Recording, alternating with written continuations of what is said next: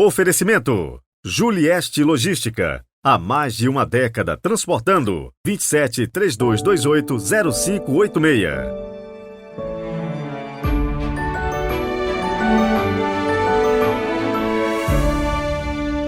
Olá, Padre Heriberto, aqui é Cadu, de Joinville, Santa Catarina.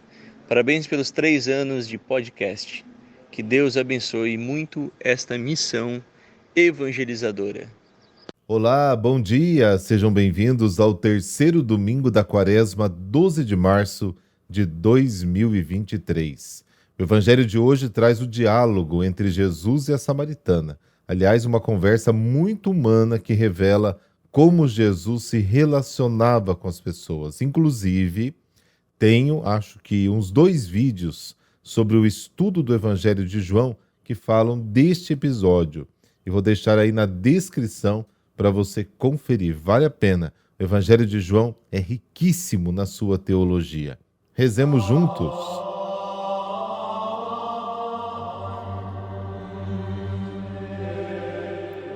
Pelo sinal da Santa Cruz, livrai-nos Deus, nosso Senhor, dos nossos inimigos. Ó Deus, fonte de toda misericórdia e de toda bondade, vós nos indicastes o jejum, a esmola e a oração como remédio contra o pecado. Acolhei esta confissão da nossa fraqueza, para que, humilhados pela consciência de nossas faltas, sejamos confortados pela vossa misericórdia. Amém.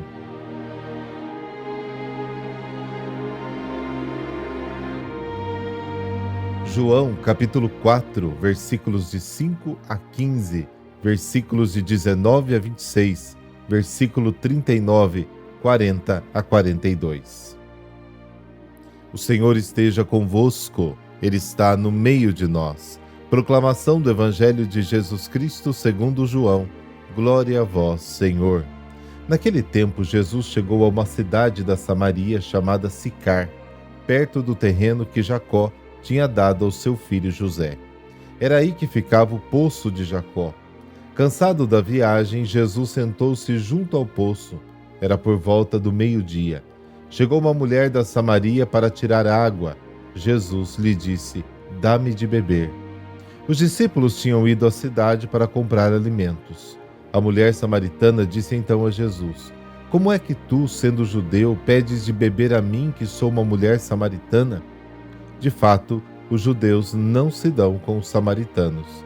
Respondeu-lhe Jesus: "Se tu conhecesses o dom de Deus, e quem é que te pede, dá-me de beber, tu mesma lhe pedirias a ele, e ele te daria água viva." A mulher disse a Jesus: "Senhor, nem sequer tens balde, e o poço é fundo. De onde vais tirar a água viva? Por acaso és maior que nosso pai Jacó, que nos deu o poço e que dele bebeu, como também seus filhos e seus animais?" Respondeu Jesus: "Todo aquele que bebe desta água terá sede de novo. Mas quem beber da água que eu lhe darei, esse nunca mais terá sede. E a água que eu lhe der se tornará nele uma fonte de água que jorra para a vida eterna." A mulher disse a Jesus: "Senhor, dá-me desta água para que eu não tenha mais sede, e nem tenha de vir aqui para retirá-la. Senhor, vejo que és um profeta. Os nossos pais adoraram neste monte, mas vós dizeis que em Jerusalém é que se deve adorar." Disse-lhe Jesus: "Acredita-me, mulher, está chegando a hora em que nem neste monte, nem em Jerusalém adorareis o Pai. Vós adorais o que não conheceis, nós adoramos o que conhecemos, pois a salvação vem dos judeus. Mas está chegando a hora, e é agora, em que os verdadeiros adoradores adorarão o Pai em espírito e verdade. De fato, estes são os adoradores que o Pai procura. Deus é espírito, e aqueles que o adoram devem adorá-lo em espírito e verdade." A mulher disse a Jesus: "Sei que o Messias, que se chama Cristo, vai chegar. Quando ele vier, vai nos fazer conhecer todas as coisas." Disse-lhe Jesus: "Sou eu que estou falando contigo." Muitos samaritanos daquela cidade abraçaram a fé em Jesus. Por isso os samaritanos vieram ao encontro de Jesus e pediram que permanecesse com eles. Jesus permaneceu aí 2 dias, e muitos outros creram por causa da sua palavra, e disseram à mulher: Já não cremos por causa das tuas palavras, pois nós mesmos ouvimos e sabemos que este é verdadeiramente o Salvador do mundo. Palavra da salvação. Glória a vós, Senhor.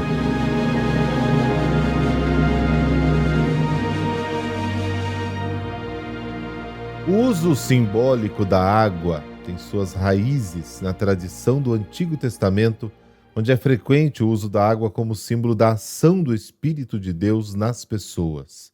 Jeremias, por exemplo, compara a água viva da fonte da água da cisterna. Jeremias capítulo 2, versículo 13. Cisterna, quanto mais água tirar, menos água terá. Fonte, quanto mais água tirar, mais água virá. Outros textos do Antigo Testamento, Isaías 12, 49, 55, Ezequiel 47, Jesus conhece as tradições do seu povo e se apoia nelas na conversa com a samaritana. Ao sugerir o significado simbólico da água, ele traz para junto dela e também de nós, leitores e ouvintes, todo o conjunto de episódios e frases do Antigo Testamento. Jesus encontra a samaritana perto do poço local, tradicional de encontros e conversas.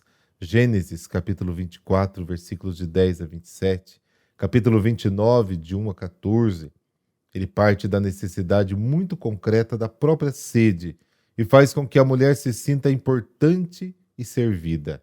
A partir da pergunta, permite à samaritana descobrir que Jesus depende dela para resolver o problema da sua sede. Jesus desperta nela o gosto de ajudar e o gosto de servir.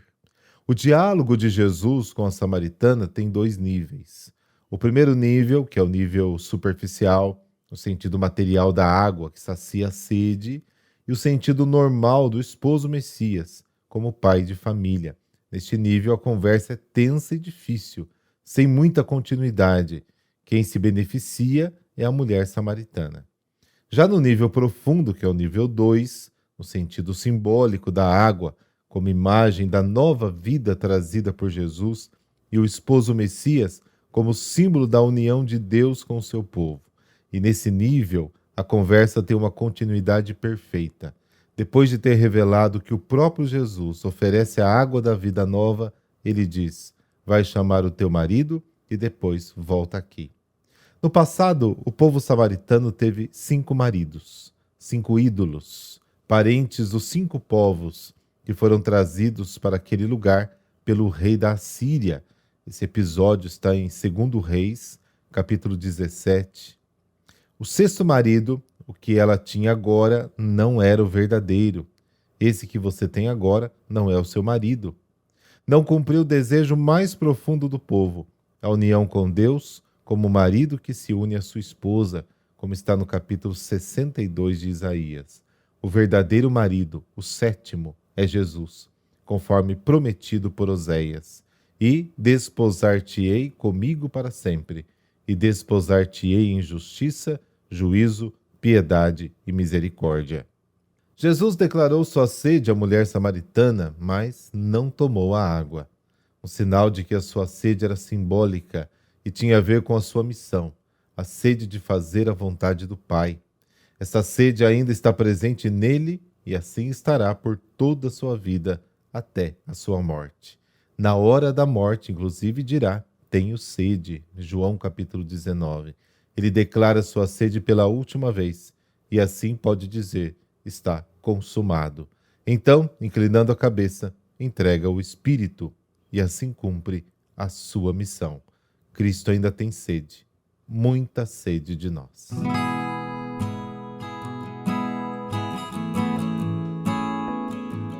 São Gregório de Nissa. O nome de Gregório de Nissa aparece sempre associado ao do seu irmão Basílio e ao de outro Gregório, o de Nazianzo. Os 3 são conhecidos como padres capadócios. Gregório de Nissa pertencia a uma família tradicionalmente cristã. O pai era um retórico estimado e a mãe era uma mulher de muita fé e piedade. O avô de Gregório teve a honra de sofrer o martírio e sua irmã mais velha, Macrina, foi mais tarde canonizada.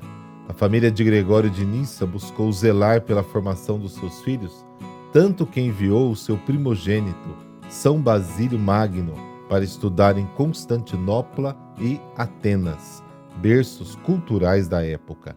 Com o retorno de Basílio, ele recebeu a missão de formar seu irmão mais novo nas artes da cultura clássica.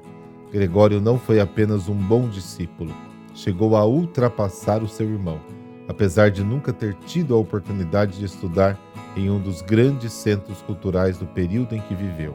Gregório de Nissa queria dedicar-se ao magistério, mas no ano de 372, o imperador Valente decidiu enfraquecer o poder eclesiástico da região através da divisão da Capadócia em duas partes. Percebendo de imediato o ardil do imperador, Basílio, que nessa época já era bispo de Cesareia e exercia grande influência em toda a região, decidiu agir rápido e nomeou novos bispos para a nova Capadócia. E entre eles estava Gregório. Era a providência de Deus alterando os rumos da vida do nosso santo. Mesmo contrariado em seus planos, Gregório assumiu com todo amor a missão que Deus lhe confiou. O povo de Nissa, cidade da região central da Capadócia, conhecia nele o bom pastor à imagem de Jesus Cristo. Entretanto, alguns hereges tramavam contra sua vida e em 376 conseguiram que ele fosse expulso e exilado de Nissa, através de falsas acusações de inexatidão na contabilidade da sua diocese. Depois de 2 anos, com a morte do imperador Valente, Gregório retornou a Nissa, onde foi recebido triunfalmente pelo povo. Ficou conhecido em sua época por sua fé inabalável, uma profunda cultura teológica e vastíssima ciência. E isso o capacitava primorosamente para empreender, mesmo após a morte do irmão, uma verdadeira cruzada contra os hereges, especialmente os arianos. Como bispo, soube encontrar uma linguagem simples e direta para apresentar ao seu rebanho ensinamentos concretos, ao mesmo tempo que escrevia com profundidade teológica poucas vezes vista. São Gregório de Nissa participou de inúmeros sínodos e concílios, entre os quais merece destaque o Concílio de Constantinopla, celebrado em 381. Foi dele o discurso de abertura, e os demais bispos entusiasmaram-se com suas palavras cheias de vigor, temor a Deus e amor à Igreja de Cristo. Em 394, assistiu pela última vez a um sínodo. Pouco tempo depois, veio a falecer. Deus de bondade, auxiliai-nos na busca da verdade e dai-nos, a exemplo de São Gregório de Nissa, a sabedoria e o esforço em conhecer vossos mistérios. Que nossa fé seja esclarecida e iluminada pela luz do Espírito Santo. Amém. Abençoe-vos o Deus Todo-Poderoso, Pai, Filho e Espírito Santo. Amém. Desejo a você um bom domingo e fique na paz do Senhor Jesus.